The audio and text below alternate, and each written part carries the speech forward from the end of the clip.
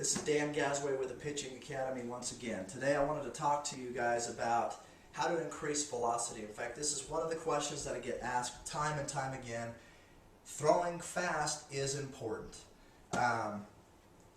So what I'm going to do is just start with the leg lift. A lot of people, when they throw the baseball, they don't utilize all of the power. They throw more with their arm than they should instead of throwing with their legs and their hips. So today I'm going to show you how to utilize your legs properly, how to gain a proper stride, how to use this. I'm right-handed, so I'm going to use my left leg to propel myself out and get plenty of leverage, plenty of power towards home plate.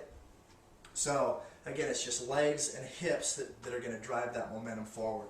A lot of us focus on our arm as opposed to using our entire body to throw the baseball. So first of all, as I face this way, the proper way, once I get this balance, I'm in the balanced posture. Once I find this tall balanced posture, I'm going to bring my leg up. Now, y'all know by now, if you've been watching these videos, that you need to lead with your hips.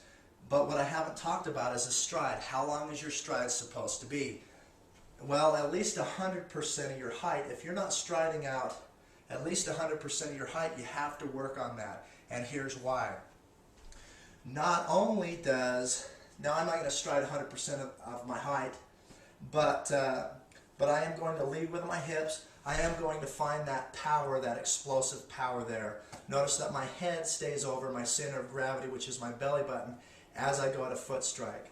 So a lot of guys, they'll just lift their leg up right here and they'll actually just step. I just call it stepping to foot strike instead of striding. You want to make sure you stride, not step, and here's the difference. If I just bring my leg up like this, okay, and I step, if there's an imaginary brick wall, a step would be my knee hitting that brick wall first as opposed to my hip hitting that brick wall first.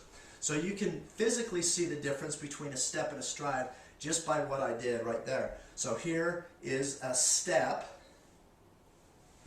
and here is a stride. And with a stride, you're going to get much more momentum. That's one way to increase your velocity, is getting a better stride. And you'll notice that I used this leg as a leveraging tool to propel myself forward. I just didn't step, okay? I took a stride and I kind of threw that leg forward, okay? So if you do that with a long stride, at least 100% of your height, you're actually going to get some momentum going. The second thing you need to do, which I'm going to end here, just going to talk about delayed shoulder rotation and bringing your hips all the way around. A lot of pitchers, they don't use their hips the correct way, and this is what I mean. Okay, let's just say this is 100% of my height. If I stride here and I start rotating my hips, if I drop this shoulder, okay, a lot of pitchers, they'll drop this shoulder and they won't use the second part to increase velocity, and that's rotating your hips all the way around until release of the baseball. Obviously, you want to release the baseball out here.